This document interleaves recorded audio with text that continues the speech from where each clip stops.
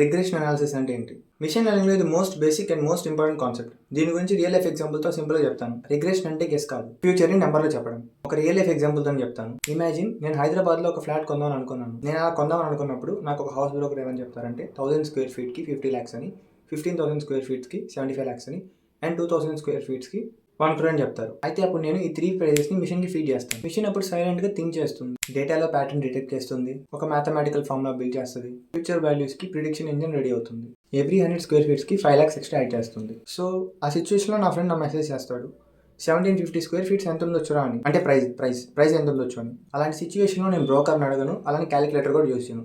Just నా మోడల్లో నేను రన్ చేస్తాను. అప్పుడు నా అవుట్పుట్ 87.5 lakhs వస్తుంది. ఇదే బ్రో రిగ్రెషన్ అంటే పాస్ట్ డేటాను చూసి ఫ్యూచర్ వాల్యూస్ని ఎగ్జాక్ట్గా చెప్పడం లేదా ప్రిడిక్ట్ చేయడం.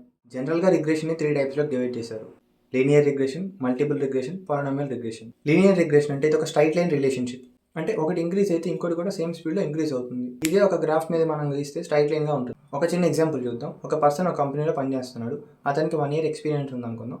అప్పుడు 20,000 శాలరీ వస్తుంది. ఇయర్స్ ఎక్స్పీరియన్స్ ఉంది అనుకున్నాం, 40,000 వస్తుంది. ఎక్స్పీరియన్స్ ఆఫ్ 3 years చేసి ఆయనకి 60,000 శాలరీ ఇస్తారు. ఇక్కడ ఎక్స్పీరియన్స్ ప్లస్ 1 year యాడ్ అవుతుంది. అందుకే దీన్ని స్ట్రైట్ లైన్ రిలేషన్షిప్ అన్నారు. అంటే ఎక్స్పీరియన్స్ పెరిగితే శాలరీ కూడా సేమ్ స్పీడ్తో ఇంక్రీజ్ అవుతుంది. ఇదే లీనియర్ అంటే. సో ఇప్పుడు సెకండ్ది మల్టిపుల్ రిగ్రెషన్ అంటే చూద్దాం. ఒకటే అవుట్పుట్ని డిసైడ్ చేయడానికి, ఆ ఒక అవుట్పుట్ని డిసైడ్ చేయడానికి చాలా ఫ్యాక్టర్స్ వర్క్ అవుతాయి. మనం ఇందాక ఒక ఎగ్జాంపుల్ చూసాం కదా, ఫ్లాట్ ప్రైస్ ప్రిడిక్షన్. అదే చూద్దాం. ఆ ఫ్లాట్ ప్రైస్ ప్రిడిక్షన్ మనకి ఏ ఫ్యాక్టర్స్ మీద డిపెండ్ అయి ఉంటుందంటే areas, bedrooms, floor, parking, balcony and face. ఇవన్నీ కలిపి ఒక ఫైనల్ ప్రైస్ ప్రిడిక్ట్ చేస్తాయి. దీన్ని మనం మల్టిపుల్ రిగ్రెషన్ అంటాం. మల్టిపుల్ రిగ్రెషన్లో చాలా ఇన్పుట్స్ ఉంటాయి, కానీ మనకు ఒకటే అవుట్పుట్ ఉంటుంది. సో థర్డ్ వన్ ఇప్పుడు పాలినామియల్ రిగ్రెషన్ అంటే ఏంటో తెలుసుకుందాం. ఒకటి పెరిగితే ఇంకోటి పెరుగుతుంది, అంటే ఒకటి ఇంక్రీజ్ అయితే ఇంకోటి ఇంక్రీజ్ అవుతుంది, బట్ సేమ్ స్పీడ్తో కాదు. కొన్నిసార్లు స్లోగా పెరుగుతుంది, ఇంకొన్నిసార్లు సడన్గా ఫాస్ట్గా పెరుగుతుంది. సో ఇది స్ట్రైట్గా ఉండదు, కర్వ్గా ఉంటుంది. దీనికి ఎగ్జాంపుల్ ఐస్ క్రీమ్ సేల్స్. అసలు రిగ్రెషన్ రియల్ లైఫ్ అప్లికేషన్స్ ఏంటో తెలుసుకుందాం.